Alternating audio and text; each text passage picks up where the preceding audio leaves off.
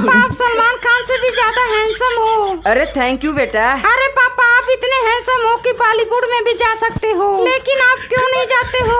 हाँ बेटा, मैंने बॉलीवुड में जाने की कोशिश की थी, लेकिन उन्होंने मुझे लात मार के निकाल दिया। अरे पापा जब मैं खेल रही थी तो आपका मोबाइल गलती से फूट गया। अच्छा, इसीलिए मैं सोच रहा था कि तू मुझसे इतने अच्छे से क्यों बात कर रही है। अरे पापा मुझसे गलती हो गई, लो मुझे मारो। चलो जाने दो, मैंने माफ कर दिया। थैंक यू पापा। अरे पापा मुझे पैसों की जरूरत है, दे दो। जा नहीं दूंगा। अरे बहन कुछ पैसों का जुगाड़ कर दे। अरे भैया आप टेंशन मत लो, मैं भी आपके लिए पैसे का जुगाड़ करती हूँ। रुको आप ये देखो, पापा ने पैसे इसमें छिपाया है, ये लो। अरे थैंक्स बहन, तुमने मुझे पैसा दे दिया। कोई बात नहीं भैया, आप जाओ। और फ्रेंड्स वीडियो को लाइक सब्सक्राइब कर दो।